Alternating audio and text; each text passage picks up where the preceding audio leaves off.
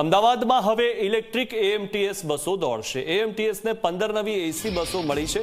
Order કરાયેલી 225 electric બસમાંથી 15 મળી છે। આગામી સમયમાં તમામ બસ માર્ગ પર દોડશે અને બસમાં કોઈ પણ રીતે આગ લાગે તો ઓટોમેટિક કાબુ મેળવાશે। તમામ બસનું વર્ષમાં એકવાર ડિજિટલ ચેકિંગ કરાશે। બસ મુસાફરોની સુરક્ષા માટે સંપૂર્ણપણે સજ્જ છે। તમામ દરવાજા બંધ થવાની ખાતરી ન થાય ત્યાં સુધી આગળ નહીં વધે, એટલે કે હવે બસમાં લટકીને જવાનો વારો નહીં આવે। અમદાવાદમાં હવે બીઆરટીએસ બાદ એએમટીએસની પણ ઇલેક્ટ્રિક અને સંપૂર્ણ એસી બસો જોવા મળશે। જી હા, એએમટીએસ દ્વારા જે 225 જેટલી નવી બસોનો ઓર્ડર આપવામાં આવ્યો હતો તે પૈકીની 15 જેટલી જે બસ છે તે હાલમાં એએમટીએસને ડિલિવર થઈ ગઈ છે, જે પૈકીની એક બસમાં ઝી 24 કલાકની ટીમ સવાર થઈ છે। બસની વિશેષતાઓની વાત કરીએ તો બીઆરટીએસની જેમ આ પણ સંપૂર્ણ ઇલેક્ટ્રોનિક બસ છે, વાતાનુકૂલિત છે અને સેફટી માટેના પણ જે બીઆરટીએસમાં હતા તે ફીચર અહીંયા રાખવામાં આવે છે। ખાસ કરીને આપ જોઈ શકો છો સતત મોનિટરિંગ થાય એના માટે સીસીટીવી કેમેરા છે।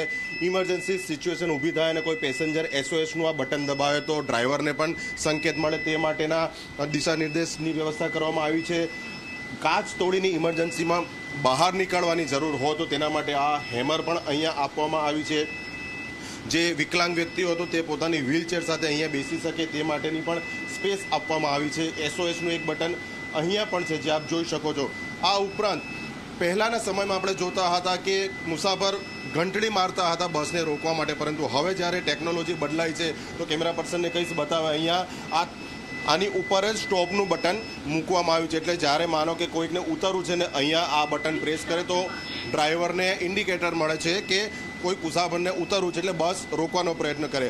આ બસની સૌથી મોટી બે ખાસિયત એ છે કારણ કે બીઆરટીએસમાં સમયાંતર આપણે જોયું છે કે શોર્ટ સર્કિટથી આગ લાગવાના કારણે ગંભીર બનાવો બન્યા છે, જેનામાં કેટલાક મુસાફરોના જીવ જતા રહી પણ ગયા છે। પરંતુ આ બસમાં ભૂતકાળને અનુભવને ધ્યાનમાં રાખીને માનો કે ઇલેક્ટ્રિક સેક્શનમાં શોર્ટ સર્કિટ થાય છે તો પ્રોવિઝન એ રીતનું કરવામાં આવ્યું છે કે તે સર્કિટમાં તાપમાન નિયત લિમિટ કરતાં વધારે પહોંચે તો સાથે જ તેની અંદર ફિટ કરવામાં આવેલી ઓટોમેટિક જે ફાયર સિસ્ટમ છે તે એક્ટિવેટ થઈ જશે અને તે લાગેલી આગ અથવા તો શોર્ટ સર્કિટને તુરંત કાબૂમાં લેશે। આ સુરક્ષાનું સૌથી મોટું પાસું।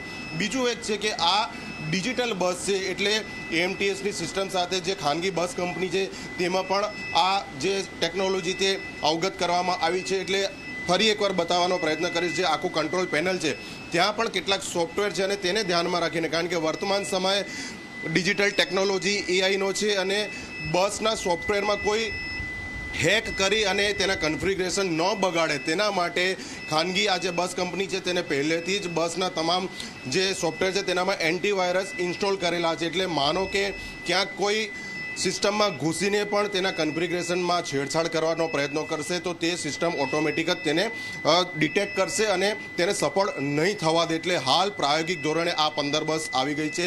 તબક્કાવાર નવી બસો પણ આવશે જે ગણતરીના દિવસોમાં અમદાવાદના શહેરીજનોને વાપરવા માટે મળી જશે। કેમેરા પર્સન મુકેશ ચૌહાણ સાથે અર્પણ કાયદાવાલા, ઝી મીડિયા, અમદાવાદ।